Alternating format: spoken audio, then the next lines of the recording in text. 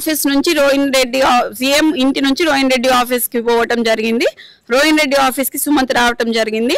సుమంత్ రోహిన్ రెడ్డికి ఎక్స్ప్లెయిన్ చేసి వెళ్ళిపోవడం జరిగింది. తర్వాత రోహిన్ రెడ్డి డెక్కన్ సిమెంట్స్ వాళ్ళతో మాట్లాడడం జరిగింది. తర్వాత అక్కడ నుంచి సీఎం ఇంటికి పోవడం జరిగింది. ఇప్పుడు పీసీబీ కూడా ఓఎస్డీగా తొలగిస్తూ పీసీబీ ఆర్డర్ ఇచ్చింది. సో పీసీబీ డెక్కన్ సిమెంట్ కి లింక్ ఉన్నది.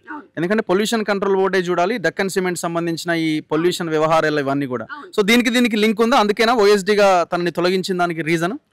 అసలు దానికి తొలగించిన దానికి రీజన్ ఏంటనేది చెప్పట్లేదు సార్. చెప్పట్లేదు అన్న, మాకు తెలియదు అసలు. ఇంక మాకు ఇప్పుడు కడుపు చించుకుంటే కాళ్ళ మీద పడుతుంది అన్నట్టు ఉన్నది. రెడ్డోళ్ళ పెత్తనం నడుస్తుంది, బీసీలను దొక్కుతాండ్రు.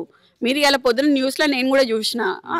అసలు సిగ్గుపడాల్సిన అవసరం వచ్చింది. నేనే సిగ్గుపడుతున్నా. మా నాన్న 40 ఏళ్ల నుంచి రాజకీయం చేస్తున్నాడు. మా అమ్మ 5 సార్లు ఎమ్మెల్యే, 2 సార్లు మంత్రి. రాజశేఖర రెడ్డి హయాంలో మేము ఎట్లున్నామో మీ అందరికీ తెలుసు. మేము కరప్టెడ్ కాదు.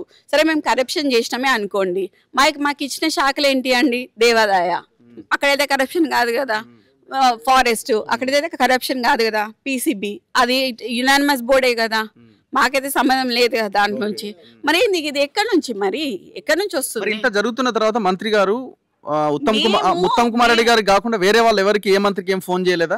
మేము కేవలం పార్టీ పరువు తీయటం ఎందుకు అని ఇంతసేపు నోరు మూసుకొని ఊరుకున్నాం. కానీ ఇక్కడి వరకు వచ్చినాక మాత్రము మా మీద దాడి జరుగుతున్నప్పుడు మాత్రం తీయకుండా మేము ఉండలేం కదండి. సో ఇప్పుడు మేము చచ్చకుండా బయటికి తీయాల్సి వచ్చింది. ఇంతవరకు నిన్నటి నుంచి మొన్నటి వరకే గుమ్మనంగా కూర్చున్నాం.